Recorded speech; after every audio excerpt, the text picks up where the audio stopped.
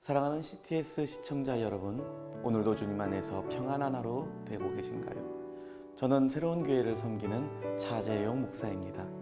이 시간 저는 여러분들과 함께 민수기 27장 7절로 9절의 말씀으로 원망의 순간에서라는 제목을 가지고 여러분들과 함께 나눠보고자 합니다. 백성이 모세에게 이르러 말하되 우리가 여호와와 당신을 향하여 원망함으로 범죄하였사오니 여호와께서 기도하여 이 뱀들을 우리에게서 떠나가게 하소서. 모세가 백성을 위하여 기도하매 여호와께서 모세에게 이르시되 불뱀을 만들어 장대 위에 매달아라. 물린 자마다 그것을 보면 살리라. 모세가 놋뱀을 만들어 장대 위에 다니 뱀에게 물린 자가 놋뱀을 쳐다본즉 모두 살더라.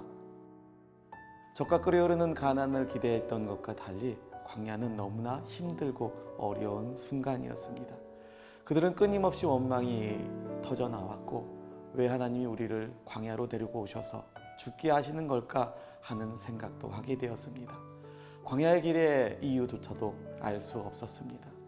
원망이 늘어가면 하나님께 주신 은혜가 사라지기 시작했습니다. 만나조차 이놈의 박한 음식이라며 하나님의 은혜를 경멸하게 되었습니다. 그때 하나님께서는 그런 이스라엘에게 불뱀을 보내셨고 그들을 물게 하셨습니다. 이 뱀에 물리면 고열에 시달리다가 죽게 되는데 결국 안 그래도 힘든 광야에서 몸이 불타는 고통까지 겪으며 하나님은 왜 광야에서 놋뱀을 보게 하시는 걸까 하는 그러한 생각을 하게 되었을 겁니다.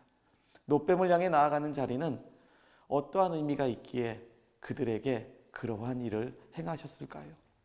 우리는 성경을 보면서 놋뱀을 바라본다는 것을 대수롭지 않게 생각했지만 그들은 불타는 고통을 이겨가며 놋뱀을 바라보기 위해 한 걸음 한 걸음 나아가야 했을 겁니다.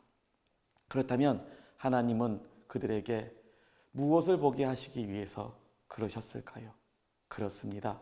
하나님은 그들에게 은혜의 가치를 알기 원하셨습니다. 광야는 힘들고 험한 땅이었습니다. 생명이 살 수 있는 그러한 곳이 아니었기에 날마다 하나님이 주시는 넘치는 은혜 없이는 살 수 없는 곳입니다. 그들이 모세를 따라 하나님과 함께 나아갔을 때 그들은 수많은 기적을 경험했습니다.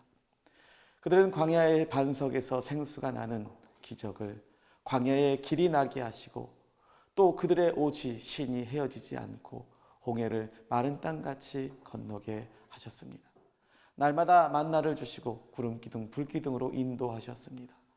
이렇듯 그들의 삶에는 하나님의 긍휼과 사랑이 넘쳐났고 날마다 기적이 넘쳐났습니다.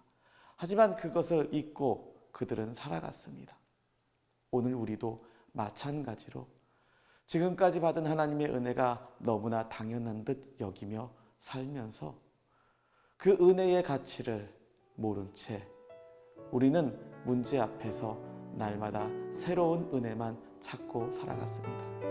하지만 불뱀에 물리고 놋뱀을 보러 나아갈 때 비로소 내가 받은 하나님의 은혜가 얼마나 큰지를 알 수 있었던 것처럼 오늘 우리도 우리에게 주신 하나님의 은혜가 얼마나 큰지 깨달을 때 그 은혜의 가치를 아는 성도들에게 하나님은 우리 더 큰 은혜로 우리에게 부어주실 것입니다.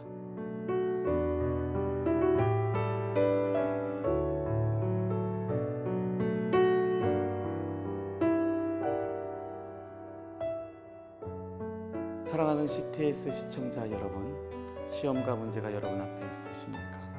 원망의 순간에 서 있으십니까? 여러분이 하나님께 받은 은혜들을 다시 한번 세어보십시오.